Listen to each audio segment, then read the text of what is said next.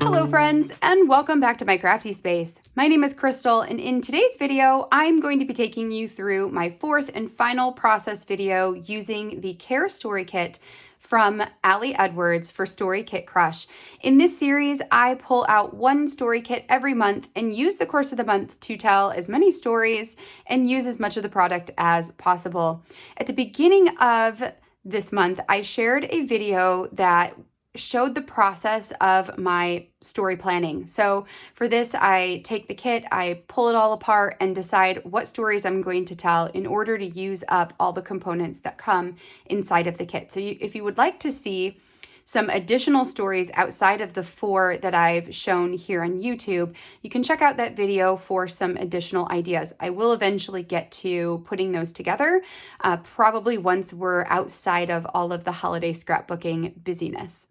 So for today's layout, I decided I wanted to do a 12 by 12 story page or story layout, talking about something that I am trying to care less about, which is all of the massive growing list of house projects here in our new home, which is not to say that I don't care about the projects. It's just trying to focus on only a few and not all of them.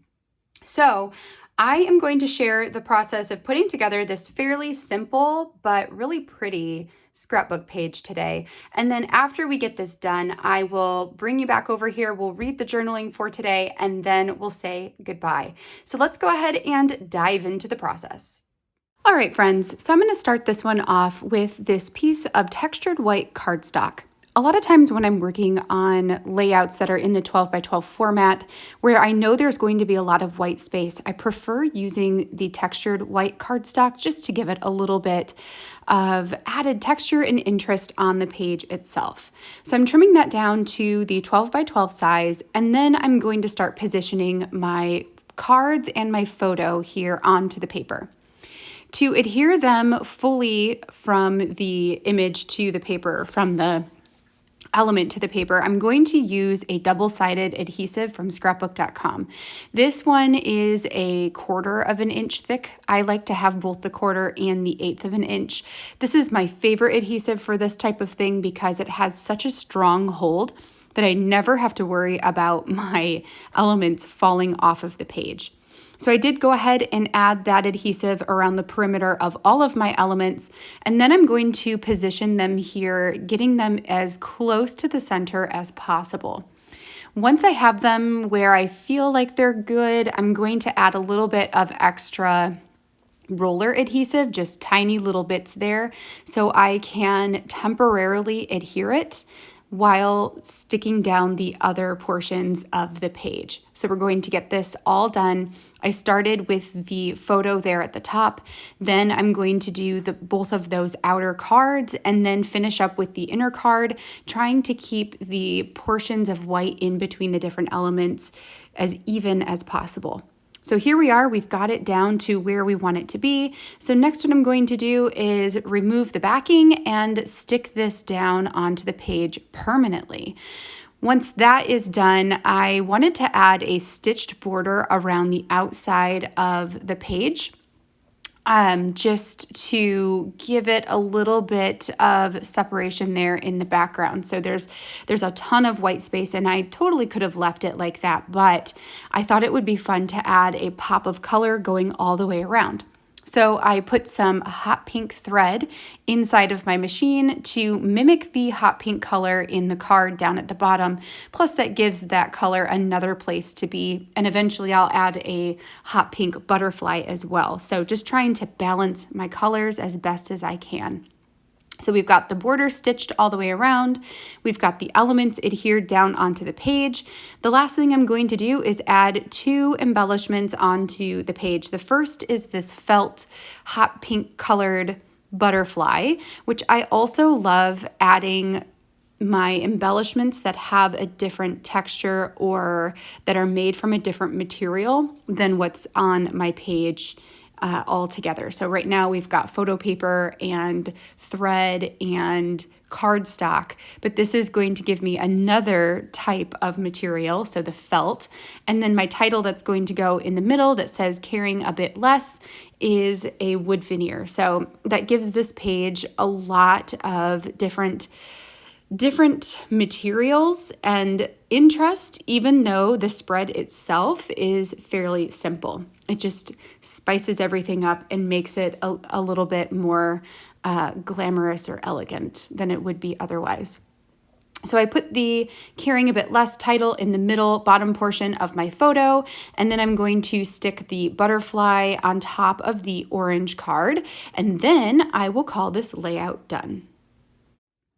All right, friends, so that completes my process for today for this layout. Love this one. I love the simplicity of this page, and it just goes to show that, sometimes it's okay to go back into our older scrapbook pages and copy something we've already done before. This was a page I did back in July of this year, and I loved it. So I figured, why not do it again, right? If I loved it so much, I might as well repeat it. I hope you enjoyed seeing it come together, and if you did, I would love a thumbs up down below, and make sure to hit that subscribe button if you haven't already so you can catch all of my future crafty videos as well. Before we sign off, let's go ahead and read the journaling. This one is short and sweet. So this one says, caring less about these things right now. Moving is freaking hard, especially when it seems like something is going wrong at every turn. I had so many plans for our new home and jumped in with both feet on a ton of house projects. Some expected, others not so much. The overwhelm hit me like a ton of bricks, and I found it so hard to catch my breath. So Erin and I decided to focus on only 3 manageable things each week, baby steps, and care less about the rest until we find the time. So that's it, just short, sweet, and to the point, right? Sometimes that's all you need on a page. And this one, certainly that is all I needed. All right, friends, well, I am going to be back next week. So next week is the beginning of December, which means that we are going to be fully in December daily season. Now, although I will be working on December daily, I am hoping to go ahead and get some layouts created using the whole story kit from Ali Edwards. So on Fridays in December, hopefully you will see a process video each week sharing a story for that story kit. Now, I am not going to complete the rest of the care stories that I had previously planned or the whole stories. I'm only going to do enough for the Fridays until the new year comes, and then I have a little bit more breathing room and space to put those together without having a daily project on top of that. So just as a full heads up, that is my plan for December. For more information about December daily and my plans for that, I will have a video where I will be talking about how I'm planning to go about that this year, and you can check that out up at the eye. And then that's going to be that. So until next time, I hope that you guys have a wonderful rest of your day, and I will catch you in the next video. Bye, friends.